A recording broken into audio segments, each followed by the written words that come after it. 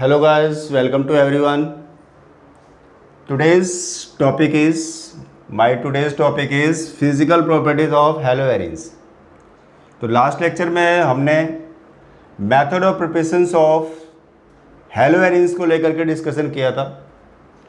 तो आज का हमारा जो डिस्कशन होगा वो फिजिकल प्रॉपर्टीज ऑफ हेलोएरिन्स को लेकर के होगा।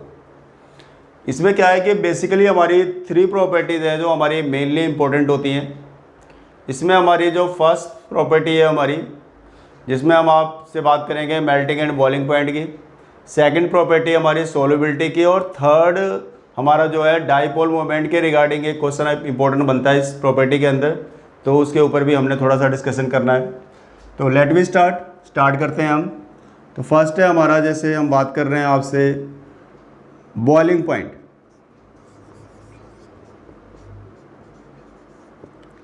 बॉइलिंग पॉइंट की अगर हम बात करें तो देखो जी, the boiling point of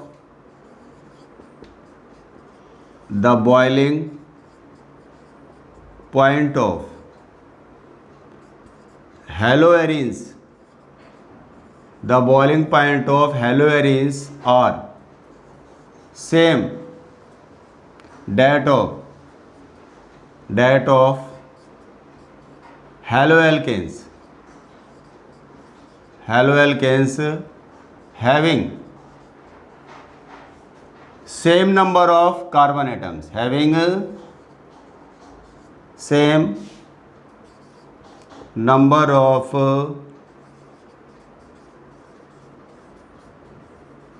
carbon atoms.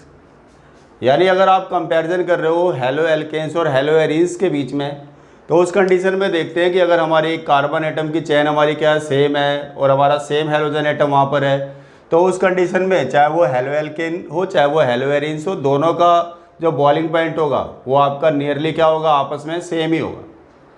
तो हम बोल रहे हैं यहाँ पर कि बॉइलिंग पॉइंट हेलोएल्केन्स का और हेलोएरिन्स का सेम रहता है अगर हमारे पास में नंबर ऑफ कार्बन एटम की जो चेन है हमारी, अगर वो हमारी सेम है। ठीक है जी, तो ये हमारा फर्स्ट पॉइंट हो गया, कह सकते हैं भाई। क्लियर है। अब सेकंड पॉइंट की बात करेंगे तो इसमें बोल सकते हो the boiling point of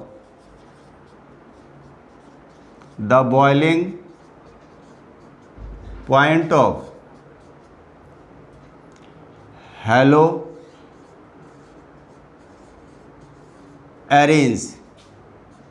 increases with the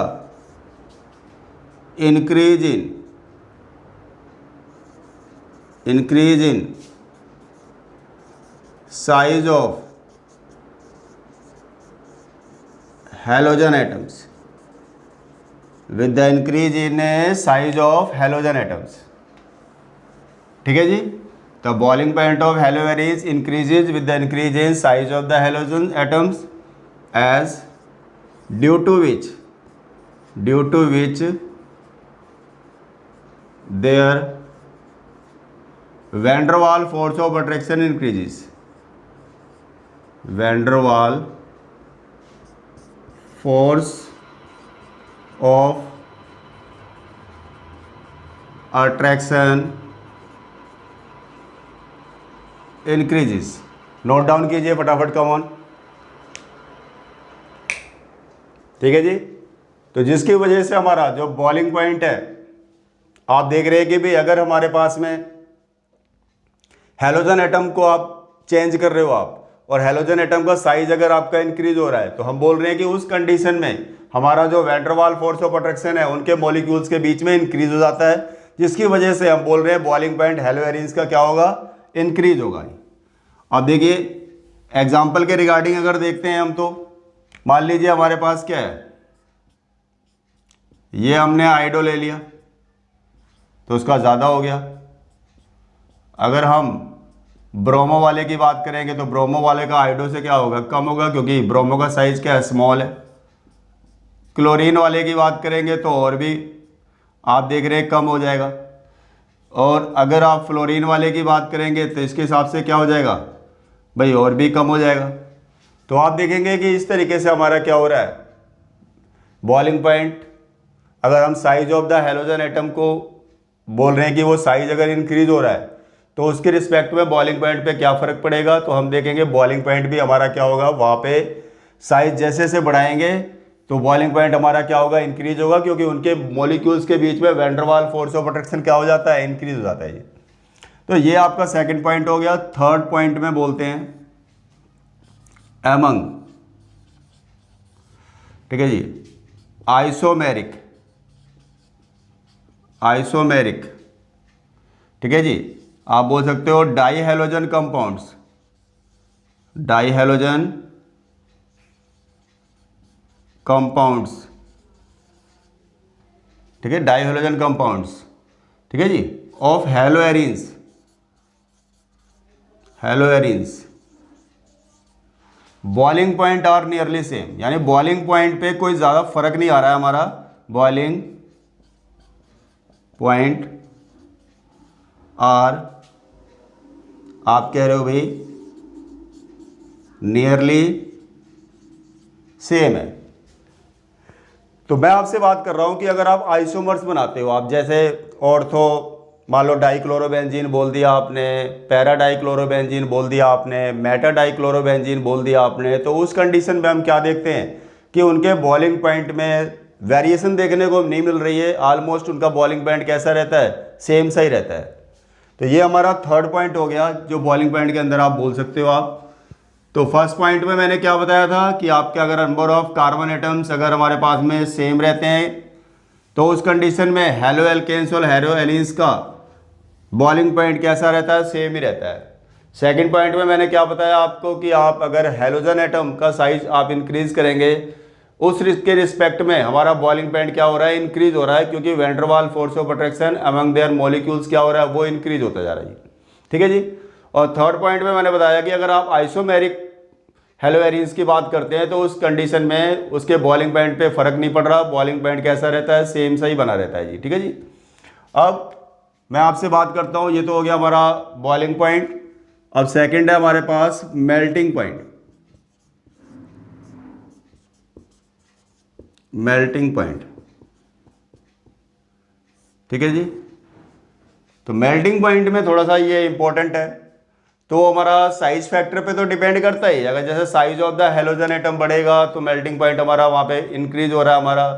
अगर हमारा हेलो एरिन्स में एरिन्स की चैन को आप अगर कार्बन बढ़ाओगे तो भी वहाँ पे क्या होगा, मेल्टिंग पॉइंट बढ़ेगा। लेकिन उसके साथ साथ आपका जो मेल्टिंग पॉइंट है एक्चुअली में उसके क्रिस्टल स्ट्रक्चर पे भी डिपेंड करता है कि भाई आपका जिस तरीके से हम बॉइलिंग पॉइंट में देख रहे थे वेरिएशंस, उस तरीके की हमारे पास में वेरिएशन सेम टाइप की हमारे को मेल्टिंग में नहीं मिलती है। मेल्टिंग पॉइंट का जो कंसेप्ट होता है बॉइलिंग पॉइंट से थोड़ा सा हटके हो जाता है। इसमें किस तरीके से जैसे बोल सकते हो आप, देखिए अगर मैं यहाँ पे बात करता हूँ, देखो अगर हम बात कर रहे हैं किसकी जी, डाई हैलोजन कंपाउंड्स की, किसकी बात कर रहे हैं हम, डाई हैलोजन कंपाउंड्स की, आइसोमेरिक की बात कर रहे हैं। बाकी तो सिंपल कंसेप्ट है, जो बॉइलिंग पॉइंट पे सारी बातें आई थी वो हमारी मेल्टिंग पॉइंट पे भी अप्लाई हो जाती हैं। लेकिन मेन प्रॉब्लम कब आती है, जब आप बात करते हो किसकी जी, आइसोमेरिक की। तो एमंग द, ठीक है जी, isomeric, among the isomeric di haloarenes बात कर रहे हैं आपसे, para isomer has higher melting point, para isomer has higher melting point than ortho, आप पूरी लैंग्वेज में लिख देता हूं, चलो, ortho and meta isomers. It is due to more symmetrical structure, it is due to more symmetrical crystal structure, या more symmetrical structure भी बोल सकते हो आप, या आप लगाना चाहो तो यहाँ पे लगा ही दीजिए आप क्रिस्टल स्ट्रक्चर। ठीक है जी, more symmetrical crystal structure in para isomer. ठीक है जी, in para isomer where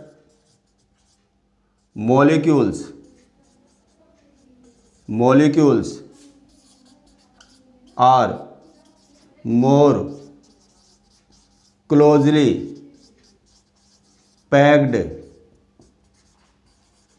in their where molecules are more closely packed in their crystal structure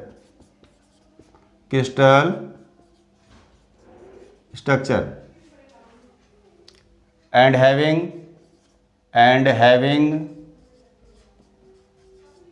greater intermolecular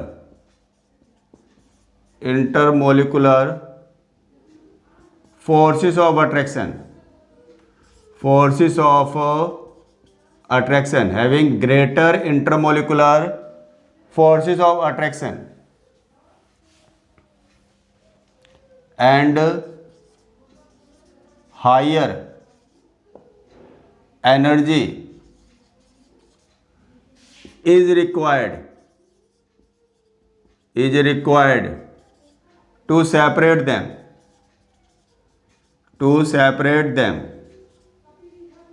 ठीक है जी। तो हम क्या कह सकते हैं भाई, हैंस वी में से डैट हैंस, ठीक है जी, विच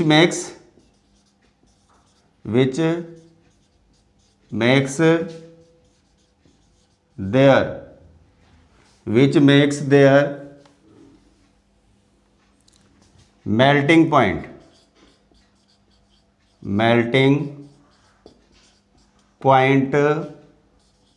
higher and अगर सोलबिलिटी भी थोड़ी सी बात यहाँ पे ऐड करना चाहूँ तो मैं इसमें बोल सकता हूँ and lower solubility than ortho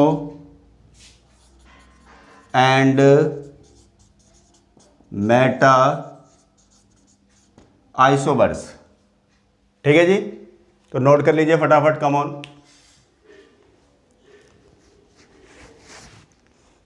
ठीक है जी, तो आप देख रहे हो आप भी कि मैंने यहाँ पे क्या बताया कि अगर हमारा डाई हैलोजन कंपाउंड है और उनके आइसोमर्स की बात कर रहे हैं तो पैरा आइसोमर्स के केस में क्या है, उसका मेल्टिंग पॉइंट क्या होता है, ग्रेटर होता है than that of ortho and meta isomers.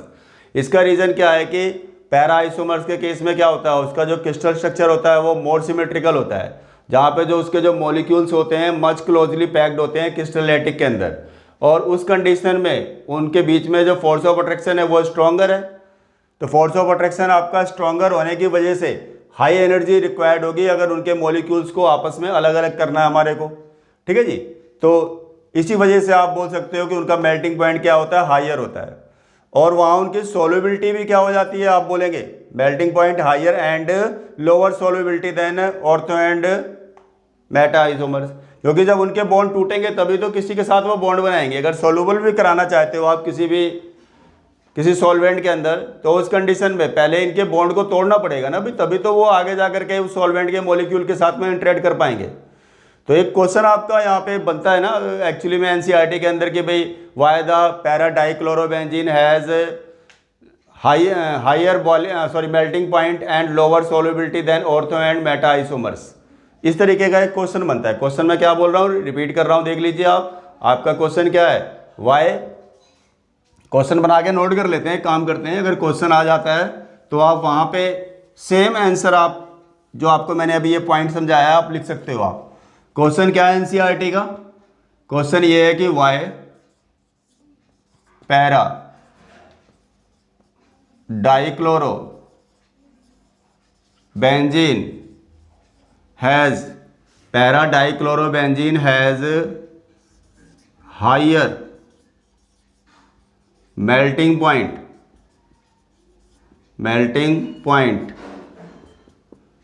And lower solubility than ortho and meta isomers explain। तो ये क्वेश्चन है हमारा, ठीक है जी, ठीक है जी। ये हमारा क्वेश्चन है कि भाई पैरा जो डाइक्लोरोबेंजीन है उसका जो मेल्टिंग पॉइंट है वो हाइयर क्यों होता है किसके कंपेरेटिवली, आपसे ऑर्थो एंड मेटा आइसोमर्स के कंपेरेटिवली, और उनकी सोल्युबिलिटी लोअर क्यों होती है। तो आप इसका आंसर सेम हो गया जो मैंने आपको मेल्टिंग पॉइंट अभी एक्सप्लेन करके बताया आपको। अब ऑर्डर क्या होता है, अगर ऑर्डर का ना पता हो तो आपको मैं बता दूं कि भाई इसमें जो पैरा वाला जो होता है ना, पैरा आइसोमर है, पैरा आइसोमर का मेल्टिंग पॉइंट ज़्यादा होता है, फिर इसमें ऑर्थो आइसोमर का आ जाता है, फिर सबसे कम होता है मेटा आइसोमर का। अगर आपसे उन आइसोमर्स में भी कंपेयर करने को बोले ना भाई, तो ये मैंने आपको बताया हुआ है increasing order of melting point. आपको मैंने जो बताया हुआ है यहाँ पर ये increasing order of melting point की बात करिए आपसे, ये आपका इंक्रीजिंग ऑर्डर है जी मेल्टिंग पॉइंट्स का। तो पैरा वाले का सबसे ज़्यादा होता है, उससे कम होता है ऑर्थो वाले का, और सबसे कम होता है आपका मेटा आइसोमर्स का अगर हम बोले मेल्टिंग पॉइंट। तो ये क्वेश्चन भी क्लियर हो गया, आपको मैंने पॉइंट भी समझा दिया कि भाई पैरा वाले का मेल्टिंग पॉइंट हाइयर क्यों होता है than ortho and meta isomers. अब इसके बाद देखिए नेक्स्ट हम बात करते हैं आपसे, नेक्स्ट हम बात करते हैं आपसे solubility.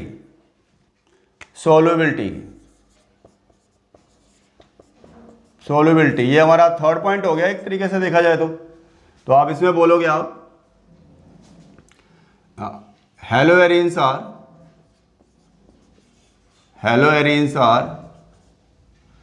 insoluble in water, insoluble in water। it is due to their bigger non-polar hydrocarbon part, ठीक है जी। तो they are not able to form, they are not able to form intermolecular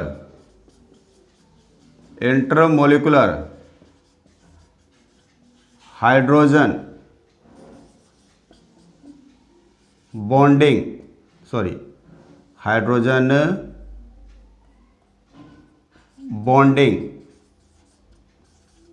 with water molecules, even not able to break the hydrogen bonds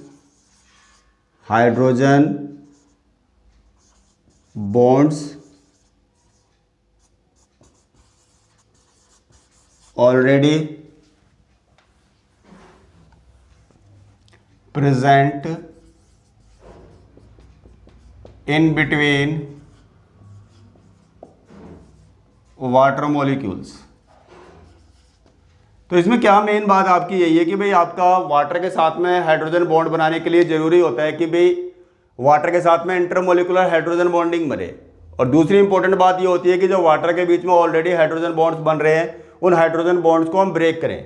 तो दोनों ही conditions क्या होती है यहाँ पे अप्लाई नहीं हो पाती, ना तो ये खुद अपना हाइड्रोजन बॉन्ड वाटर मॉलिक्यूल के साथ बना पाते हैं और ना ही वाटर मॉलिक्यूल के बीच में जो हाइड्रोजन बॉन्डिंग है उसको ब्रेक कर पा रहे हैं। इसलिए ये क्या होते हैं वाटर के अंदर कैसे होते हैं, इनसोल्यूबल होते हैं, आप कह सकते हो आप। ठीक है जी, तो बात समझ में आ गई होगी, तो नोट करते जाइए साथ के साथ। तो अब लास्ट पॉइंट है हमारा है डाइपोल मोमेंट है। तो उस डाइपोल मोमेंट का डिस्कशन हम एक काम करते हैं, एक क्वेश्चन के थ्रू कर लेते हैं हम कि भाई why dipole moment of chlorobenzene is lower than that of cyclohexyl chloride. Dipole moment जो होता है वो क्लोरोबेंजीन का लोअर होता है देन साइक्लोहेक्साइल क्लोराइड। वाई? अब आप देखिए इसका सॉल्यूशन लेते हैं हम। अब यहाँ पर देखिए as we know that the dipole moment is the dipole moment is the product of charge and distance। जो dipole moment is the product of charge and distance in chlorobenzene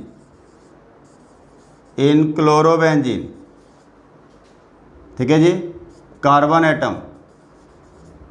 carbon atom which is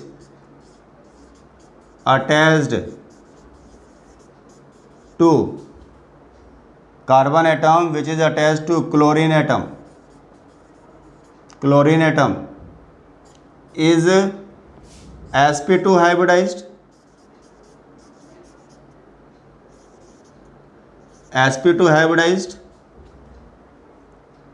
and sp2 hybridized and more electronegative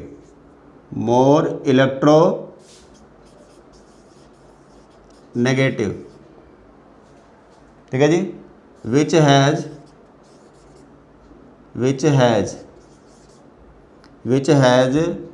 less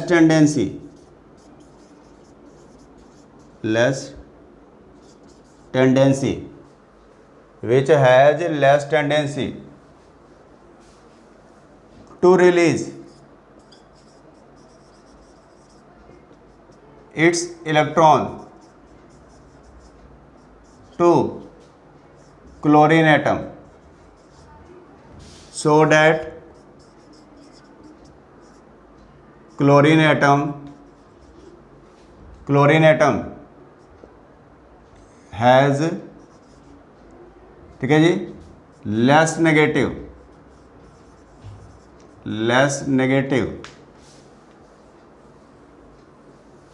charge on it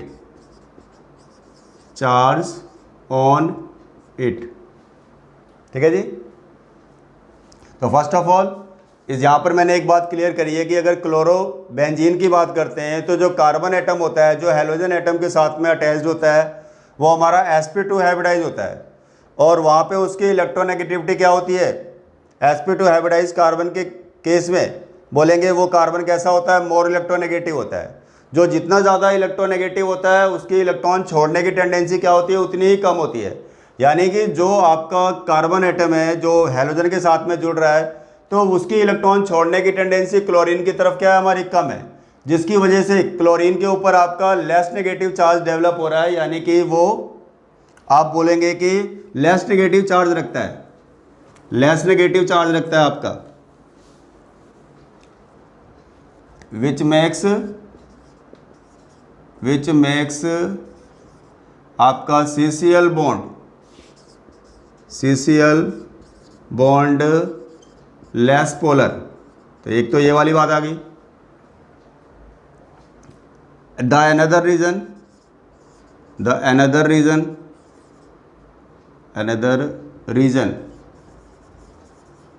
is in chlorobenzene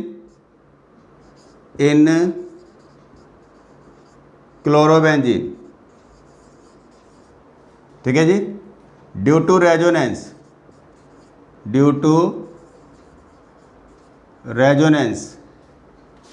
where the lone pair of electron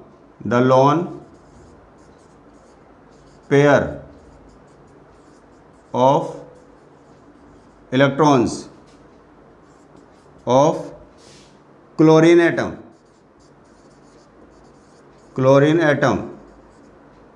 get delocalized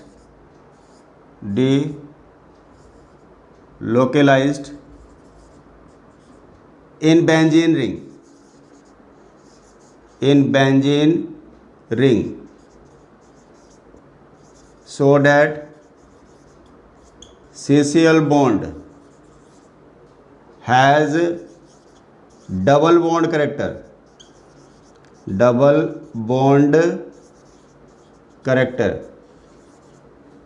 ठीक है जी।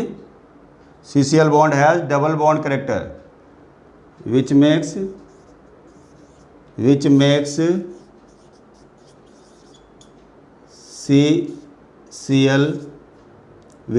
CCl bond shorter, ठीक है जी। Hence chlorobenzene has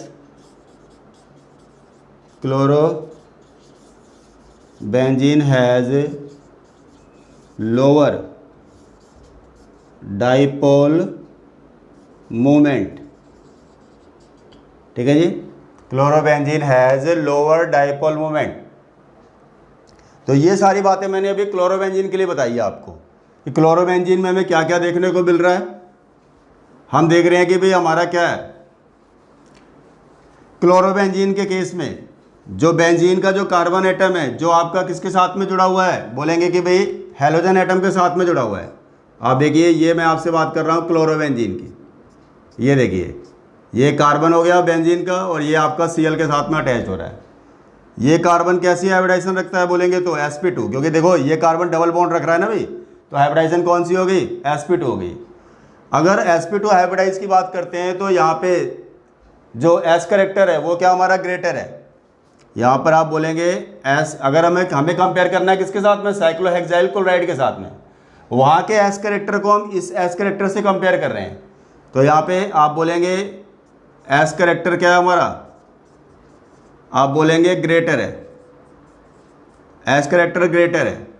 यानी ये जो carbon atom है हमारा, जितना ज़्यादा एस करेक्टर होता है उतना जो कार्बन एटम जो होता है आप बोलेंगे भी मोर इलेक्ट्रोनेगेटिव होता है। क्या होता है जी, मोर इलेक्ट्रोनेगेटिव होता है। जितना ज़्यादा एस करेक्टर, जितनी एस की परसेंटेज ज़्यादा होगी उतनी ही क्या होगी, कार्बन एटम की नेगेटिविटी क्या होगी, ज़्यादा होगी।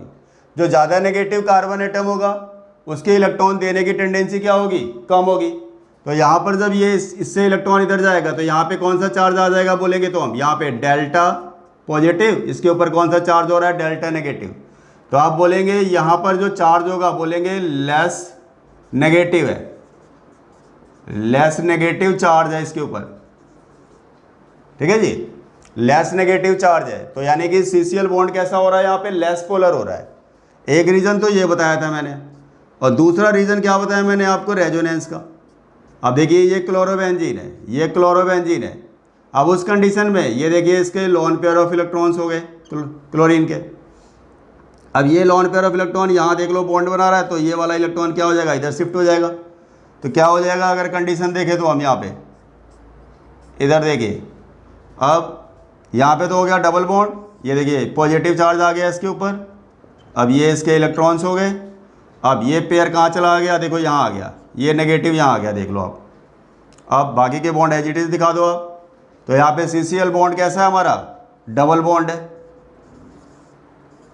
डबल बॉन्ड है।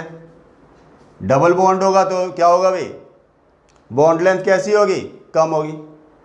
भाई आपको पता है कि भाई डाइपोल मोमेंट क्या होता है, product of charge and distance होता है। चार्ज भी कम हो गया, क्लोरीन का चार्ज भी क्या हो गया है, कम हो गया, लेस नेगेटिव आप बता रहे हैं आपको, क्योंकि इस कार्बन ने उतने इलेक्ट्रॉन नहीं दिए जितने इसको देने चाहिए, क्योंकि नेगेटिविटी यहाँ पे क्या है आपकी, कार्बन की ज़्यादा है, आपको बता रहे हैं। और एक तो चार्ज कम हो गया, पोलैरिटी कम हो गई, दूसरा आपका रेजोनेंस की वजह से डबल बॉन्ड आ गया। अगर कोई सिंगल बॉन्ड और उसका कंपैरिजन अगर डबल बॉन्ड से करते हैं तो सिंगल बॉन्ड के केस में क्या होता है, बॉन्ड लेंथ ज़्यादा होती है और डबल बॉन्ड की बॉन्ड लेंथ क्या होती है, कम होती है। तो यहाँ पे बॉन्ड लेंथ क्या होगी आपकी, बोलेंगे कम हो गई है, किसकी वजह से, रेजोनेंस की वजह से। तो ये बातें अप्लाई हो रही हैं किसके केस में, क्लोरोबेंजीन के केस में। क्लोरोबेंजीन में हमें क्या देखने को मिल रहा है भाई, कि जो कार्बन एटम जो हेलोजन एटम के साथ है ठीक है जी। रेजोनेंस की वजह से वहाँ पे डबल बॉन्ड कैरेक्टर आ रहा है, जिसकी वजह से डिस्टेंस कम हो गई, बॉन्ड लेंथ कम हो गई।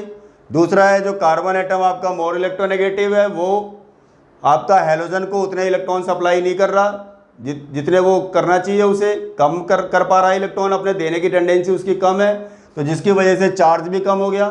तो product of charge and distance को क्या बोलते हो? डाइपोल मोमेंट बोलते हो आप। तो चार्ज भी लेस हो रहा है, बॉन्ड लेंथ भी यानी डिस्टेंस भी कम हो रही है, तो जिसकी वजह से डाइपोल मोमेंट क्या हो रहा है? क्लोरोबेंजीन का लोअर हो रहा है। अब किससे कंपेयर कर रहे हैं बोलिए हम? ये चीज़ें हम किससे कंपेयर कर रहे हैं? आपको मालूम है हम साइक्लोहेक्साइल क्लोराइड से कंपेयर कर रहे हैं। तो आप देखिए, on the other hand, on the other hand in cyclohexyl chloride, on the other hand in cyclohexyl chloride, the carbon atom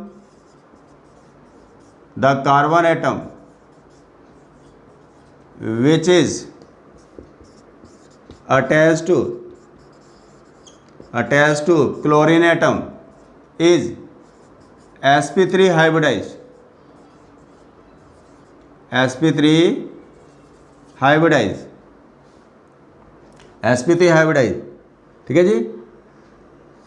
which is, आप बोलेंगे less electronegative, which is less electronegative and can release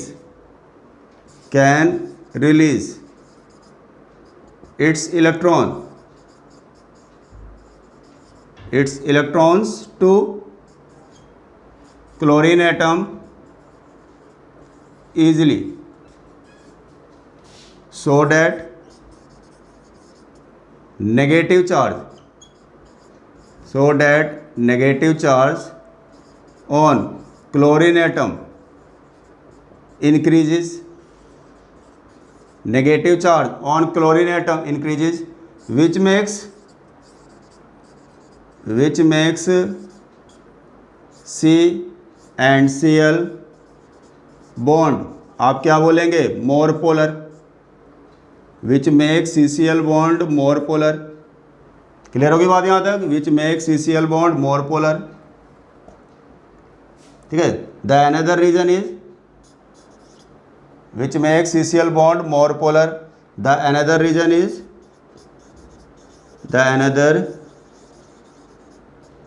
is ठीक है जी। The another reason is, अब आपका क्या है? देखिए, there is no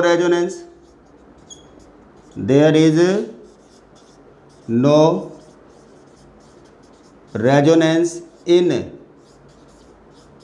cyclohexyl chloride, ठीक है जी। So that CCl bond is purely क्या बोलेंगे भैया हम? Single bond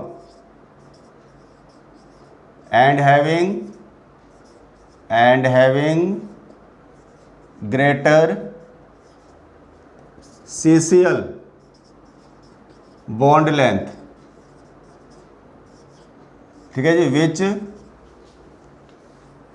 makes dipole moment of cyclohexyl chloride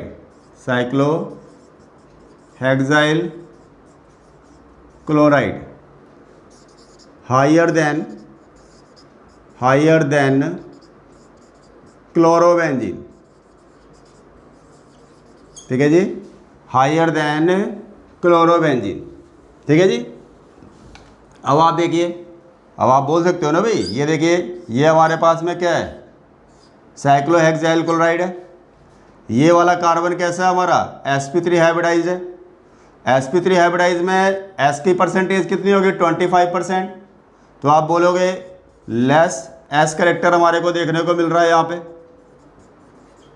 25% he s है। पहले वाले में कितना था? 33% था।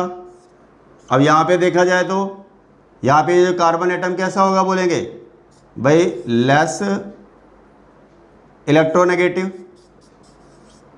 लेस इलेक्ट्रोनेगेटिव कार्बन होगा, कार्बन एटम। ठीक है जी। जब लेस इलेक्ट्रोनेगेटिव कार्बन एटम होगा तो इसके इलेक्ट्रॉन देने की टेंडेंसी क्या होगी, यहाँ पे ज़्यादा होगी, यानी कि जो इसके ऊपर नेगेटिव चार्ज आएगा किसके रिस्पेक्ट में, यहाँ पे जब ये इलेक्ट्रॉन देगा इसके ऊपर जो पॉजिटिव डेवलप होगा तो ये नेगेटिव क्या बनेगा, ज़्यादा बनेगा। तो आप बोलेंगे आपके बाद में मोर नेगेटिव, ठीक है, मोर नेगेटिव चार्ज, समझ गए, more negative charge on chlorine atom. अब आपको सारी बातें समझ में आ गई होगी कि भाई आपको क्या ध्यान रखना है, इसमें चार्ज और बॉन्ड लेंथ को लेकर के बात करनी है। अगर क्लोरोबेंजीन की बात करते थे तो वहाँ पे चार्ज क्या हो रहा था, क्लोरीन पे कम हो रहा था, क्योंकि कार्बन कैसा था आपका, मोर इलेक्ट्रोनेगेटिव था, वो तो डोनेट कर नहीं रहा था इलेक्ट्रॉन उतना जितना उसको देना चाहिए। तो क्लोरीन पे जो चार्ज डेवलप हो रहा था वो आपका लेस नेगेटिव चार्ज था। अगर उसके रिस्पेक्ट में यहाँ पे बात करते हैं तो मोर इलेक्ट्रोनेगेटिव चार्ज, मतलब मोर नेगेटिव चार्ज डेवलप हो रहा है इसके ऊपर, क्योंकि यहाँ पर जो कार्बन है इसको आसानी से इलेक्ट्रॉन दे रहा है, क्योंकि कार्बन कैसा है, लेस इलेक्ट्रोनेगेटिव है। और दूसरा बॉन्ड लेंथ की भी बात करते हैं तो सीसीएल बॉन्ड क्या है, प्योरली सिंगल बॉन्ड है, क्योंकि कोई रेजोनेंस नहीं है। और क्लोरोबेंजीन में वही रेजोनेंस की वजह से क्या आ रहा था, डबल बॉन्ड कैरेक्टर आ रहा था, जिसकी वजह से क्लोरोबेंजीन का आपका जो डाइपोल मोमेंट था, एक तो सीसीएल बॉन्ड के शॉर्टर होने की वजह से, और दूसरा आपका कार्बन पे लेस नेगेटिव, सॉरी क्लोरीन पे लेस नेगेटिव चार्ज होने की वजह से हम बोल रहे हैं कि भाई क्लोरोबेंजीन का डाइपोल मोमेंट क्या हो रहा है, वहाँ पे लोअर हो रहा है देन ए साइक्लोहेक्साइल क्लोराइड। तो दो बातें यहाँ पर आपके लिए नोट करने वाली थी, एक तो सीसीएल बॉन्ड, उसकी बॉन्ड लेंथ कैसी है, दूसरी बात ये थी कि भाई आपका भाई चार्ज, क्लोरीन में चार्ज किस केस में हमारा क्या हो रहा है, वो ज़्यादा नेगेटिव हो रहा है और किस केस में कम नेगेटिव हो रहा है। तो इसी के बेस पर ये रीज़न आपका बनता था और बोर्ड के हिसाब से वेरी इंपॉर्टेंट क्वेश्चन है और इसको नोट कर लीजिए आप लोग।